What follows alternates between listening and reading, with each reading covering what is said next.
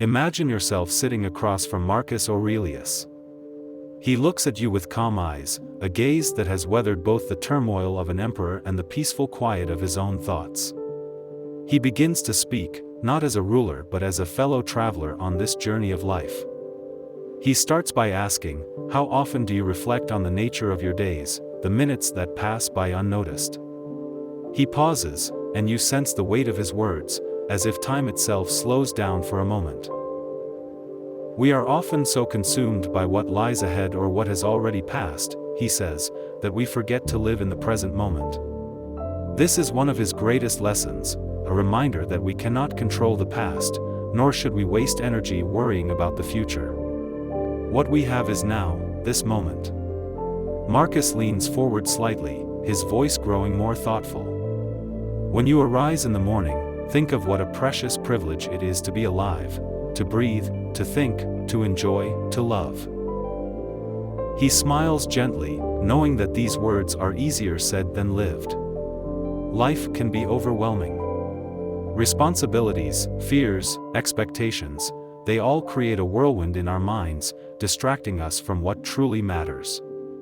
Marcus knew this all too well, leading an empire while constantly battling inner turmoil. People will try to steal your peace, he says, his tone steady. Events will test your patience. But remember, you have control over your mind, not outside events. Realize this, and you will find strength. This is the essence of mindfulness, a concept often spoken of today but deeply rooted in ancient wisdom. Marcus believed that the key to peace wasn't found in changing the world around us, but in changing how we perceive it. He reminds you, you have power over your mind, not outside events. Stop trying to rearrange the stars, instead, focus on what's within you. He pauses again, giving you time to reflect. You wonder how he managed to balance ruling an empire with cultivating such deep self-awareness. He seems to read your thoughts, offering a story from his own life.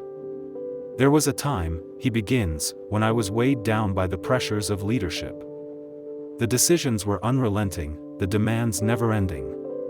But I found solace not in more control, but in surrender. I asked myself, what truly matters? The answer was simple, how I choose to show up in each moment. He looks out, as if seeing a faraway memory. I would often remind myself that we are but small parts of the vastness of the universe, and that many of the things we stress over are insignificant in the grand scheme of time. His gaze returns to you, filled with compassion. So, ask yourself, are the things you're worrying about today, will they matter tomorrow? Next year? In 10 years? Marcus understood that many of the struggles we face are temporary. He taught himself to be mindful of time, not to rush it or fight against it, but to flow with it. Waste no more time arguing about what a good person should be. Be one. His words hang in the air like a quiet command, urging you to shift your focus from the external to the internal, from what others expect of you to what you expect of yourself. He continues, remember, it's not what happens to you, but how you react to it that matters. This is where true strength lies. Life will test you, sometimes harshly.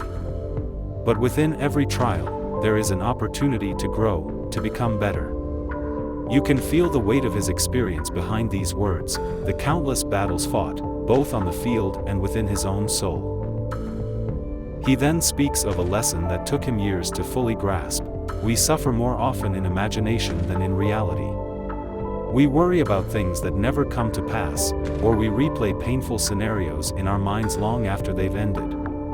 Stop feeding the cycle of unnecessary suffering, he advises. Instead, focus on what is real, what is now. And within that space, choose how to respond. As the conversation winds down, Marcus Aurelius offers you one final piece of advice, a truth he held close to his heart: our lives are fleeting, like a river flowing steadily toward the ocean. Each moment is precious because it will never come again. He leans back, his voice now softer, more introspective. Think about how you spend your time. Not in terms of productivity, but in terms of meaning. Are you spending your days chasing things that leave you empty, or are you cultivating relationships, experiences, and a sense of self that nourishes your soul? He stands, signaling that the conversation is drawing to a close. But before he leaves, he looks at you once more with the wisdom of a man who has lived and reflected deeply. What we do now echoes in eternity, he says. Make sure your actions align with the person you wish to become, because in the end, it is not what happens to you that matters, but who you become because of it. As he walks away, you sit in silence, not with a sense of urgency but with a newfound understanding that time is not something to be feared or squandered.